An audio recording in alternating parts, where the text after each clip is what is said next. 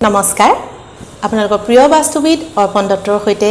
আজি ষ্টুডিঅ'ৰ মজিয়াত আপোনালোকৰ প্ৰিয় অনুষ্ঠান ঘৰে ঘৰে বাস্তুলৈ পুনৰবাৰ স্বাগতম জনাইছোঁ সকলোকে স্বাগতম সকলোকে ধন্যবাদ আৰু সকলোৰে দিনটো শুভ হওক তাৰে কামনা কৰি আজি অনুষ্ঠান মুকলি কৰিছোঁ প্ৰথমে অৰ্পণ দা আপোনাক অনুষ্ঠানলৈ স্বাগতম আৰু সুপ্ৰভাত জনাইছোঁ হয় দৰ্শকসকল অধীৰ আগ্ৰহেৰে ৰৈ থাকে আমাৰ অনুষ্ঠানটোৰ বাবে বহুতো প্ৰশ্ন থাকে তেওঁলোকৰ সমস্যাসমূহ আমালৈ দি পঠিয়াইছে আপোনাৰ ওচৰত সমাধানৰ বাবে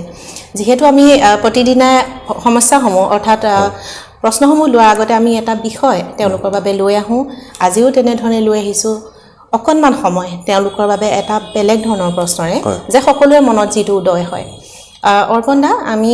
কেতিয়াবা দেখা যায় প্ৰায় ক্ষেত্ৰতে দেখা যায় যে ঘৰখন আমি যিমান ভাল ধৰণে ৰাখোঁ যেনেধৰণে নাৰাখোঁ লাগিলে তাত নিগেটিভিটি অহাৰ চান্সেছ কেতিয়াবা বাঢ়ে বা আমি নজনাকৈ ঘৰত নিগেটিভ এনাৰ্জি আহিব পাৰে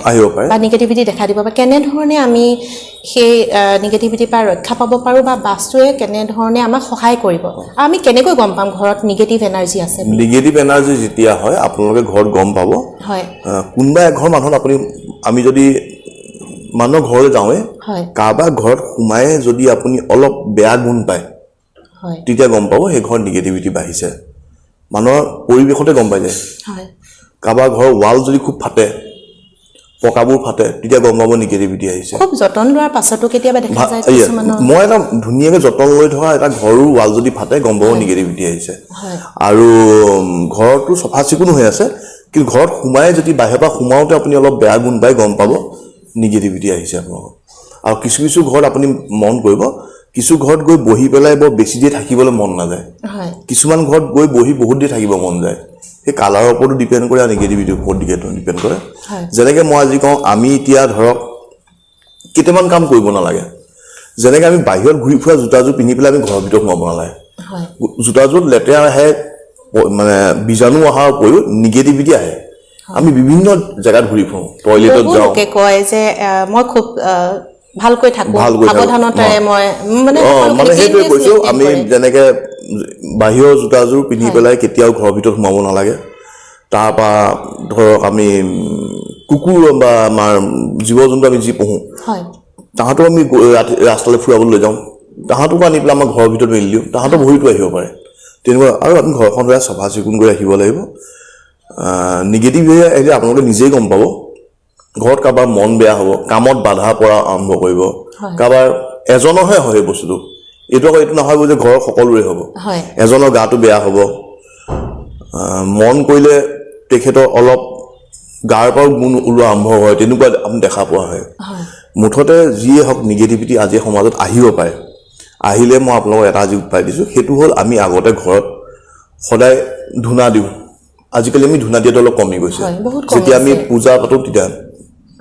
আমাৰ ঘৰখন সৰা মোচা কৰি দিনত গধূলি যদি আমি ঘৰত অকণ ধূনা দিব পাৰোঁ আৰু ধূনা লগত আমি অকণমান যদি গৰু ঘিউ শুদ্ধ গৰু ঘিউ এচামুচ দিব পাৰোঁ গৰু ঘিউ ধূনাই আমাৰ ঘৰত নিগেটিভিটি নাইকিয়া কৰে সেইটো কৰিব পাৰে আৰু সপ্তাহত এবাৰ হ'লেও নিমখ পানী ঘৰখন মুচিব লাগে সদায় নহয় নিমখ পানী ঘৰখন মুচক তেতিয়া নিগেটিভিটি যিমান আহে আপোনাৰ 99% কমি যাব এইখিনিতে হয়তো দৰ্শক কিছু লোকৰ তেওঁলোকৰ প্ৰশ্ন উদয় হ'ব পাৰে যে আমাৰ ঘৰত হাৰ্টৰ পেচেণ্ট আছে বা তেনেকুৱা ধৰণৰ যিসকলে ধূনাৰ গোন্ধ ল'ব নোৱাৰে অপকাৰ কৰে তেওঁলোকে এনেকুৱা কোনটো দিনত ধূনা লগাব বা ঠিক আছে তেওঁলোকে এটা কাম কৰক ধূনাটো আপুনি সদায় দিব নালাগে নিমখ পানীয়ে এবাৰ ঘৰটো মানে মুচিব সপ্তাহত এবাৰকৈ আৰু এটা কথা মই কওঁ যিহেতুকে আমি ধৰক এগছ আমাৰ যেনেকৈ পূজাত দেখে নাই এনেকৈ যে চাকি জ্বলোৱা থাকে লৈ ঘূৰিব পাৰি তেনেকুৱা 5 গছ চাকি যদি গৰু ঘিউ 5 গছ চাকি জ্বলাই পেলাই আমাৰ গোটেই ঘৰটো ঘূৰাই দিব পাৰোঁ তেতিয়াও নিগেটিভিটি নাইকিয়া হয় লগতে আজি মই কওঁ মৌৰা পাখি কিনি আনিব পাৰে মৌৰা পাখিৰ আমি এটা ঝাৰু বনাই ল'ব পাৰোঁ মৌৰা পাখি ঝাৰুৱেদি যদি আমি ঘৰটো এবাৰ এনেই জাষ্ট ওপৰে ওপৰে সাৰি পেলাই উলিয়াই দিওঁ তেতিয়াও নিগেটিভিটি নাইকিয়া হ'ব আপুনি সদায় মন কৰিব জৈন ধৰ্মই হওক তেওঁলোকে মৌৰা পাখিৰ এটা হেৰি কৰে এখন দেখা যায় পাঞ্জাবী মানুহৰ হয় মৌৰা পাখিৰ এটা হয় মুছলিম মানুহে মৌৰা পাখিৰ হেৰি কৰে মৌৰা পাখি আমাৰ কৃষ্ণৰ মূৰতো মৌৰা পাখি ৰাখি থাকে মৌৰা পাখিত আমাৰ নিগেটিভিটি খেদুৱাৰ বহুত গুণ আছে সেইকাৰণে মৌৰা পাখিয়েদি আমি বহুত বাস্তুসন্মত কাম কৰিবলৈ দিওঁ একো নাই বজাৰৰ পৰা এক মুঠা মৌৰা পাখি কিনি আনি যদি বান্ধি লৈ ঝাৰু নিচিনা কৰি সেইটো কিন্তু ভাল জেগাত থ'ব ঘৰটো এবাৰ যদি জাষ্ট নৰ্মেলি এনেই আৰু ঘৰ সৰা মোচা কৰাৰ পিছত সপ্তাহত এবাৰ বা দুবাৰ যদি ঘৰটো এবাৰ সাৰি দিব পাৰে নিগেটিভিটি নাথাকে সেইটো একদম সহজ কাম ধন্যবাদ আৰু আপুনি এটা কথা মন কৰিব আজি অলপ দিনৰ আগত আমাৰ ইণ্ডিয়া প্ৰাইম মিনিষ্টাৰ নৰেন্দ্ৰ মোদীজীয়ে সাগৰৰ তলত এটা পূজা কৰিবলৈ গৈছিল সেই ভিডিঅ'টো লক্ষ্য কৰিব নৰেন্দ্ৰ মোদী বহি গৈছিল হাতত এটা মৌৰা পাখি ঝাৰু লৈ পেলাই সেইটো মন কৰিব অলপ দিনৰ আগত ঘটনা কৈ আছো মৌৰা বাস্তুৰ মতে মৌৰা পাখিৰ বহুতো গুণ আছে মই আজি স্বয়ং আজি অলপ দিনৰ আগতে ক'লো আমাৰ নৰেন্দ্ৰ মোদী যেতিয়া গৈছিল মৌৰা পাখিৰ এটা ঝাৰু লৈ এনেকৈ গৈছিল অলপ মৌৰা পাখি লৈ পেলাই সাগৰৰ মাজলৈ গৈছিল সেই ভিডিঅ'টো চালেই গম পাব কেলৈ লৈ যায় মৌৰা পাখিয়ে নিগেটিভিটি নাইকিয়া কৰে আৰু এটা পজিটিভিটি এনাৰ্জি আনে সেইটো লৈ সাগৰ নামিছিল যিহেতু আপুনি মৌৰা পাখি ভাল ঠাইত থবলৈ ক'লে আমি কেনে ঠাইত থব নালাগে মানে বেয়া জেগাত থব নালাগে ভালকে থব লাগে মৌৰা পাখি ঝাৰুটো কেতিয়াও মাটিত পেলাই থব নালাগে টেবুলৰ ওপৰত ভাল জেগাত থব লাগে হয় আমি ঘৰৰ প্ৰায় প্ৰতিটো ৰুমতে হয়তো থব পাৰিম চাগে ভাল দিশত থওক চফা চিকুণকে থওক টেবুলৰ ওপৰত থব ধন্যবাদ অৰ্পণ দা আজি আহিছো আমাৰ অনুষ্ঠানৰ প্ৰথমটো প্ৰশ্নলৈ প্ৰশ্নটো কৰিছে দুৰ্লভ দাসে আমাৰ 4টা দিশত 4টা ৰুম আছে উত্তৰে বেডৰুম পূবত ড্ৰয়িং ৰুম পশ্চিমত ৰান্ধনী ঘৰ আৰু দক্ষিণ পশ্চিম দিশত গোহালি ঘৰ উত্তৰ পশ্চিম দিশত টয়লেট আৰু পানীৰ উৎস আছে চাই দিবচোন অৰ্পণ দা উত্তৰ পশ্চিম দিশত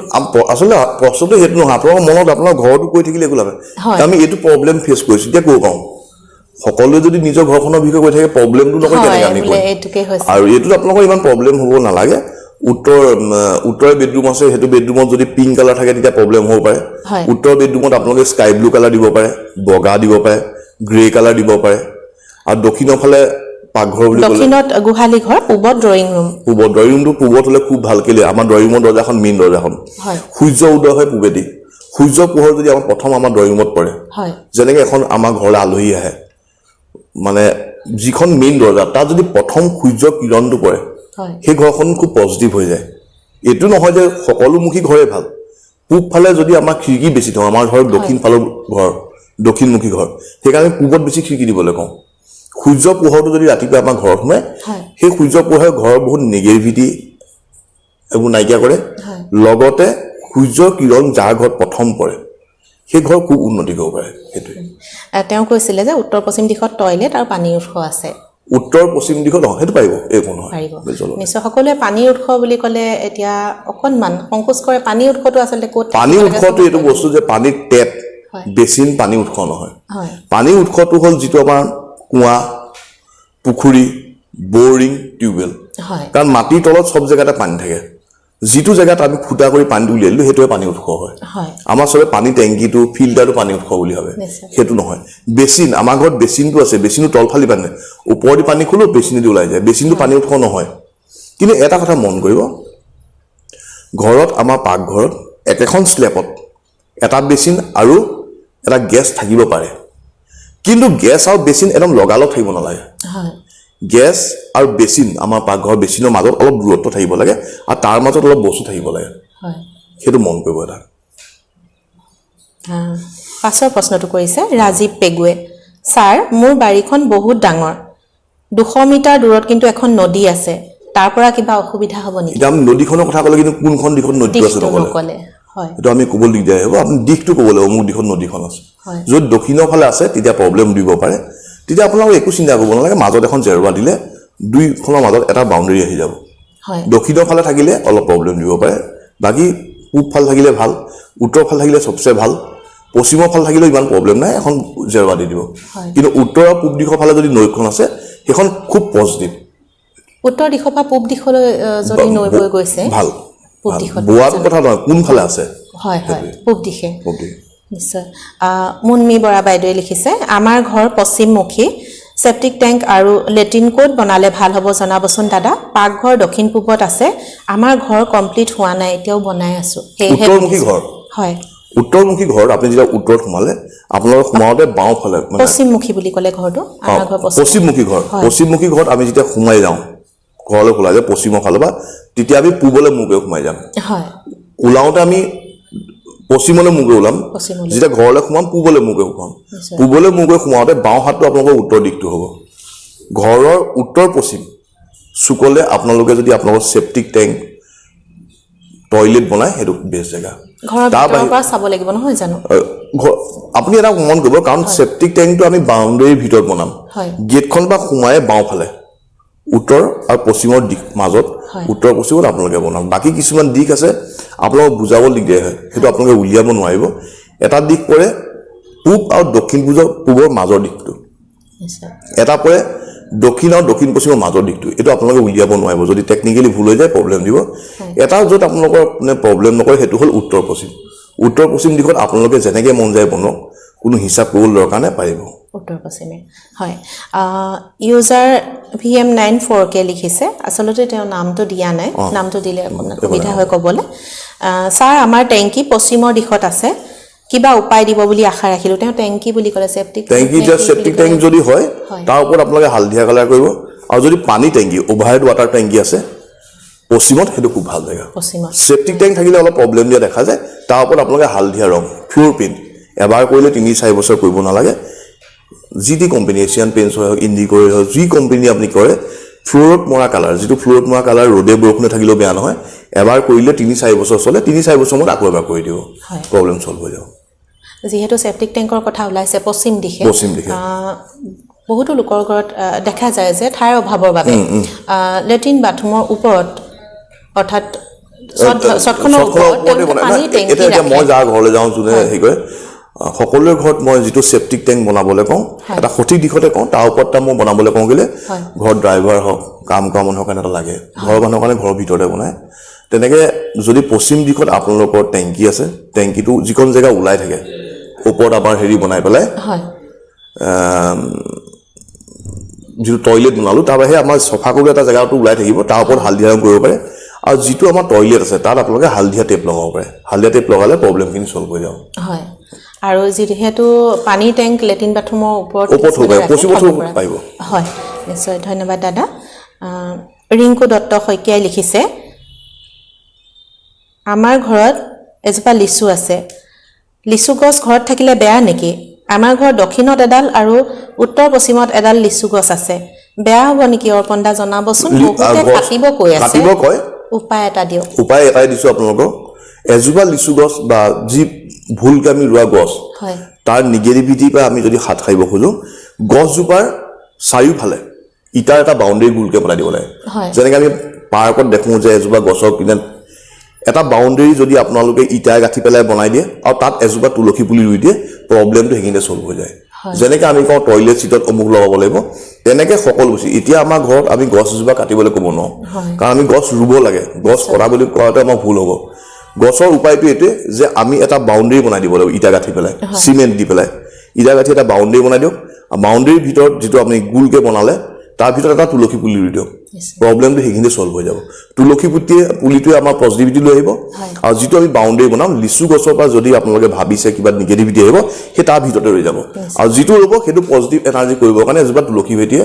তুলসী পুলিয়ে সহায় কৰিব খুব ভাল লাগিলে অৰ্পণদা যেহেতু এতিয়া গছ গছনিৰ অভাৱ গছ কাটিব নালাগে গছ লাগিলে ভুল ঠাইতে থাকক তেওঁলোকে এইটো ভুল ঠাই থাকে যি গছ থাকে মনত যদি আজি আপোনালোকক সকলোকে কৈছো দেৱদাৰু গছ আছে অমুক আছে বেল গছ আছে সকলো গছৰ গুৰিত এটা বাউণ্ডেৰী বনাই দিব ইটাই দুজাপ ইটাৰে তাত এটা তুলসী পুলি ৰুই দিব বাউণ্ডেৰীটোৱে আপোনালোকৰ নিগেটিভ এইটো মানে এনাৰ্জিটো ৰখাই দিব আৰু তুলসী পুলি এটাই আপোনালোকৰ তাত যি নিগেটিভ এনাৰ্জি প্ৰডিউচ হ'ব বা হ'ব বুলি ভাবিছে তুলসী পুলিটোৱে ডিজল্ভ কৰি পেলাব গছ কাটিব নালাগে এইটো উপায় কৰক কোনো গছ কাটিব নালাগে হয় আজি আমাৰ অনুষ্ঠানৰ শেষৰ প্ৰশ্নটো লৈ আহিছোঁ লিখিছে লিপিকা বুঢ়াগোহাঁই নৰ্থত থকা পট প্লেনবোৰৰ টাব ৰেড কালাৰত হ'লে প্ৰব্লেম হ'ব নেকি জনাবচোন নৰ্থত যিটো আমাৰ টাবছ কথা ক'লে পটলে আজিকালি চব প্লাষ্টিকৰে চলেতো ৰঙা কালাৰে আমাক অলপ প্ৰব্লেম দিব পাৰে মই নহয় বুলি নকওঁ কিন্তু সৰু সুৰা টাবছে ইমান ডাঙৰ প্ৰব্লেম নকৰে যদি বোলে আমাৰ গোটেই টাবছখিনি এনেকুৱাও মই মানুহৰ ঘৰত মই ভিজিট কৰিছোঁ যাৰ ঘৰত অলপ প্ৰব্লেম দি আছিল নৰ্থ ইষ্টৰ ফালে টাব আছিল নৰ্থ ইষ্টৰ টাবখিনি ৰঙা ৰং আছিল সেই টাবখিনি আমি চিফ্ট কৰিছিলোঁ তাৰপৰা কিন্তু তেওঁলোকৰ ভাল ৰিজাল্ট পালে তেনেকৈ কিছুমান টাবেও আপোনালোকৰ প্ৰব্লেম দিব পাৰে সেই টাবখিনি আপোনালোকে যদি ৰঙা ৰঙৰ টাব আছে সেইটো দক্ষিণৰ ফালে লৈ আহিব পাৰে দক্ষিণ পূবৰ ফালে ৰঙা টাবত যদি আমাৰ ফুল আমি দক্ষিণ পূবত ৰাখিব পাৰোঁ ৰঙা ফায়াৰ আৰু গছজোপা আমাৰ এয়াৰ এলিমেণ্টে হেৰি কৰে তেনেকুৱা যদি হয় আমাৰ ঘৰলৈ দক্ষিণ পূবত যদি ৰঙা টাব ৰাখিব পাৰোঁ আমাৰ ঘৰলৈ পইচাৰ ফ্ল'টো বাঢ়িব সেইটো ধন্যবাদ অৰ্পণ দা দৰ্শকসকল উপকৃত হওক তাকে কামনা কৰিছোঁ পুনৰ লগ পাম আন এটি নতুন খণ্ডত তেতিয়ালৈ আহোঁ ধন্যবাদ যোৰহাট তথা অসমবাসীৰ বাবে সুখবৰ উজনি অসমৰ লগতে যোৰহাটৰ শিশু যুৱক যুৱতী মহিলাসকলৰ বাবে এয়া সুখবৰ যোৰহাটত মুকলি হ'ল লেকমি চেলুন যোৰহাটৰ গড় আলিৰ এপল' টাৱাৰৰ প্ৰথম মহলাত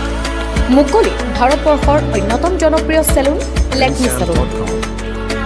লেকমি চেলুন মানে ভাৰতবাসীৰ নিৰ্ভৰযোগ্য প্ৰতিষ্ঠান লেকমি চেলুনখনত আপুনি পাব বিভিন্ন ধৰণৰ সুবিধা য'ত অত্যাধুনিক যন্ত্ৰৰে আপোনাক সজোৱা হ'ব ইয়াত বিভিন্ন bridal package makeup artist skin care hair ড্ৰেছৰ সুবিধা উপলব্ধ হ'ব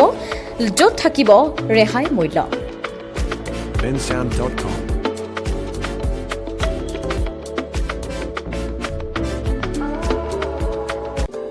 যোৰহাটবাসীৰ বাবে সুখবৰ থানা ৰোড ক্ৰিষ্টেল টাৱাৰ প্ৰথম মহলাত মুকলি হ'ল 7 চফিন চিল্ক এম্পেৰিয়াম নামেৰে এখনি আটকধুনীয়া সাজপাৰৰ বিপণী ইয়াত আধুনিক ডিজাইনৰ পিয়ৰ পাট মুগা এৰী নুনি টছ আদিৰ লগতে বংগীয় হস্ত নিৰ্মিত সাজপাৰ কাঠা ষ্টিচ জামদানি অসমীয়া গহনা টেৰাকোটা গহনা উচিত মূল্যত উপলব্ধ হ'ব বিপণীখনৰ পৰা অনলাইন যোগেদি বা হোৱাটছএপৰ যোগেদি আপুনি আপোনাৰ মন পছন্দৰ কাপোৰ তথা গহনা ক্ৰয় কৰিব পাৰিব যোগাযোগৰ নম্বৰ স্ক্ৰীনত আপোনালোকে নিশ্চয় প্ৰত্যক্ষ কৰিছে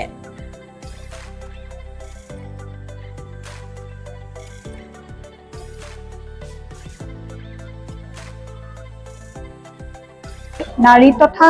যুৱতীসকলৰ বাবে আপোন পাট মুগা নুনি বিভিন্ন থলুৱা সাজপাৰৰ বিশেষ বিপণী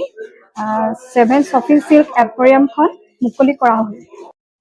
আশা কৰোঁ আপোনালোক আমাৰ বিপণীলৈ আহি মৰম আশীৰ্বাদ আৰু সহায় সহযোগিতা কৰিব বুলি আশা কৰিম ধন্যবাদ